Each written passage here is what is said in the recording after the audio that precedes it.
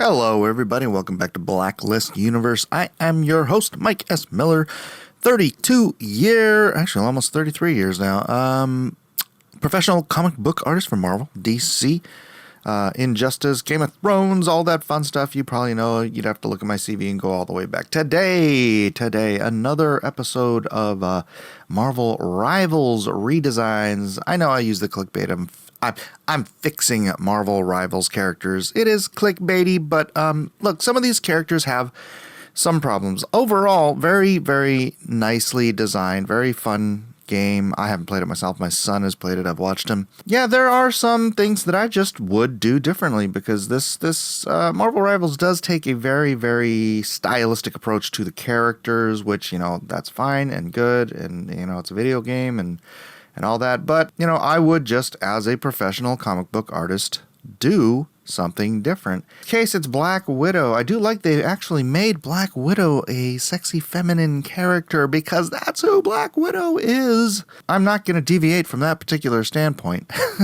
But one thing I've always kind of wanted to do with Black Widow, and you see it like right as I start here, is I wanted to put her big red Black Widow logo, her symbol, on her abdomen.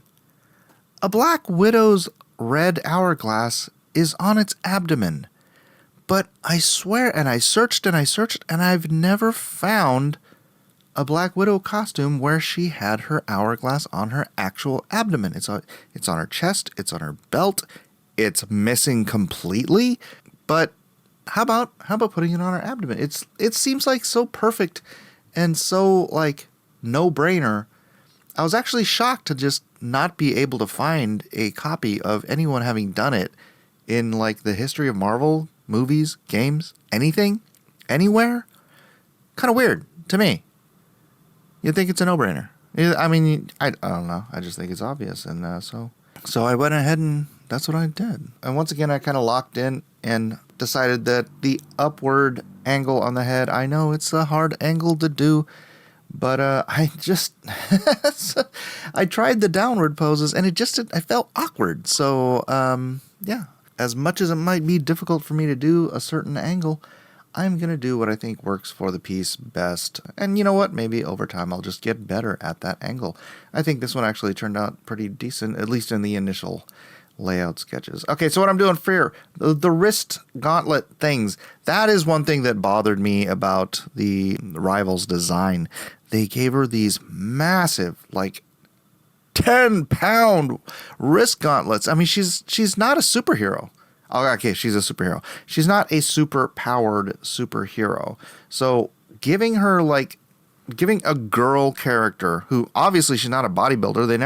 They never make her out to be She-Hulk, right? They always just give her a regular, lithe, slim, athletic, but sexy body.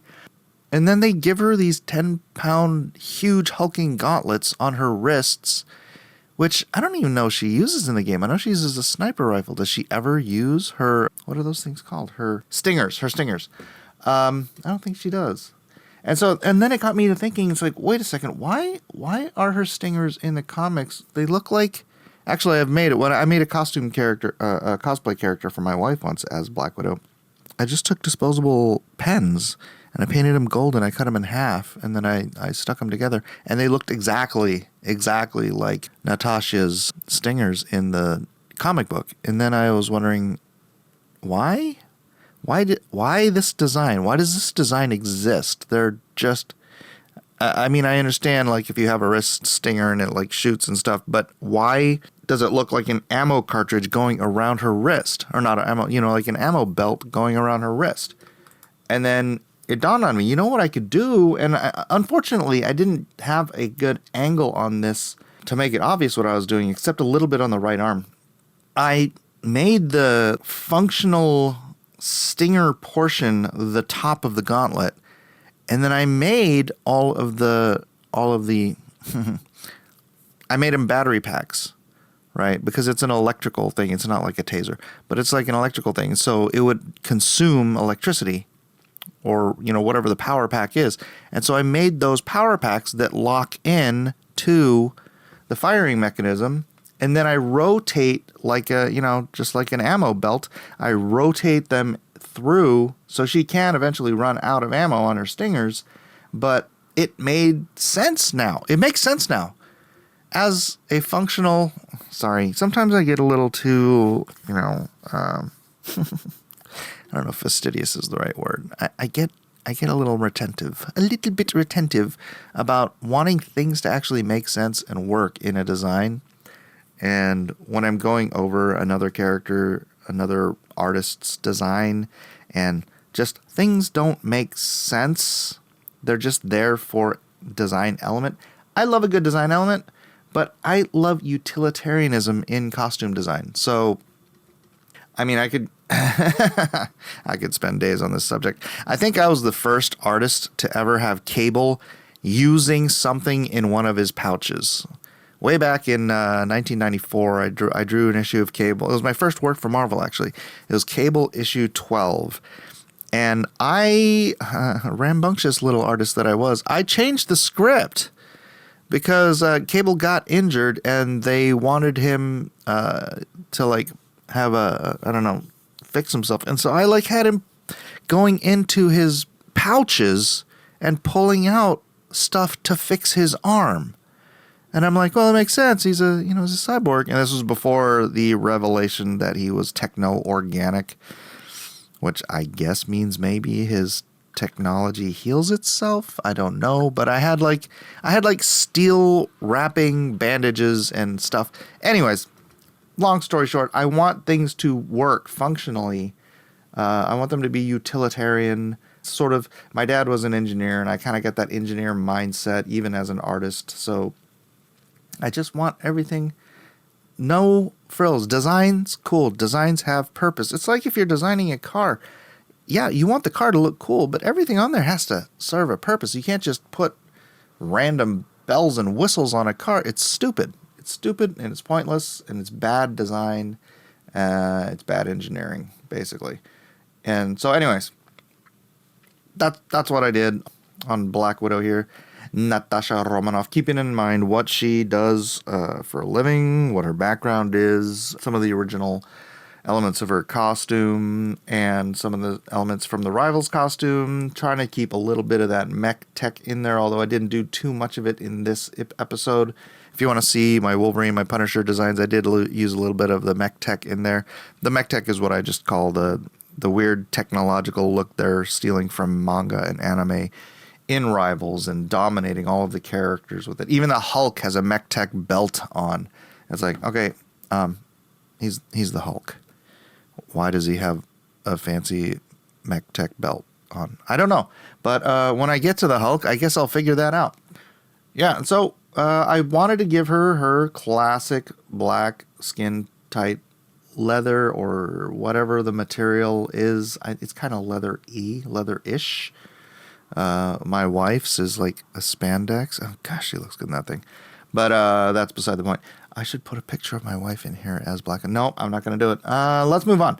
So I did give her a little bit, athletic build, a little bit muscular for a female, which still sexy, but looks like she could, if she punched you in the face, it would hurt, right?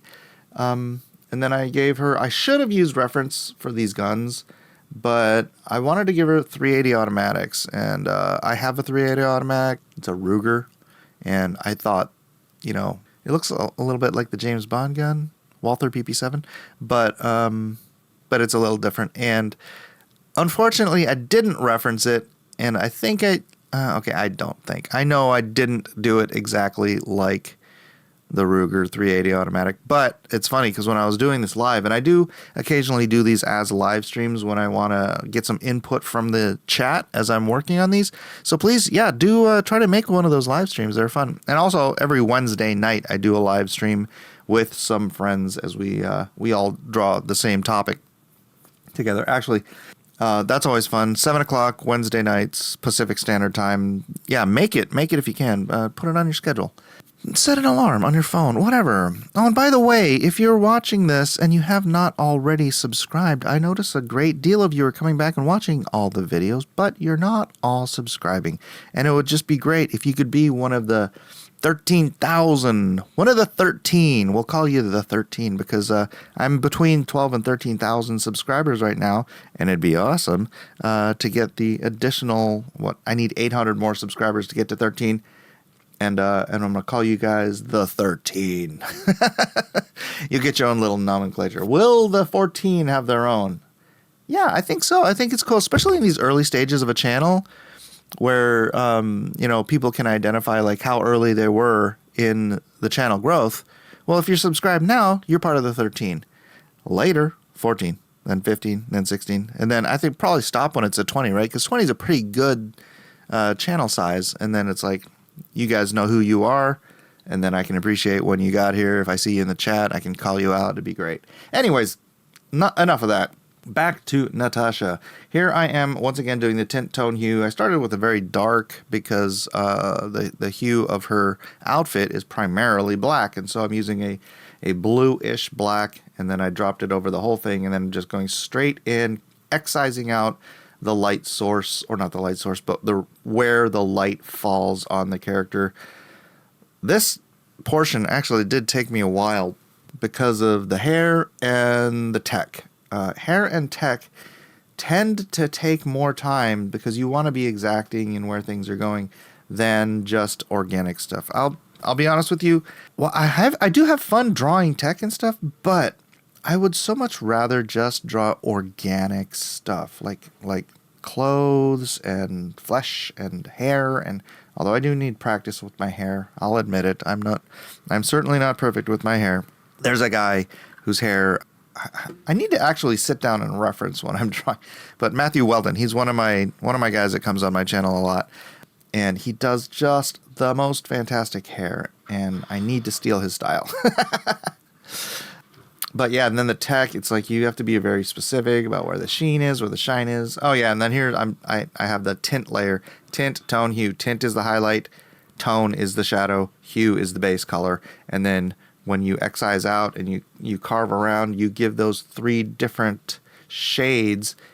It gives form to all of the underlying structure that you're doing. It's a 2D illustration, so you need to use different shades and tones and tints to, give that three-dimensional shaping to it in the coloring stages. Actually, just in the toning stages. The color doesn't really add anything in particular. It is the tint and the tone and the hue. Obviously the color adds color. So here we go with some color. Obviously Natasha is a white lady from Moscow. Well, is she from Moscow? I know she's from Russia. She's from Mother Russia. With beautiful red hair. I didn't want it to go like bright red. So I did the typical what you call a red hair, which is orange.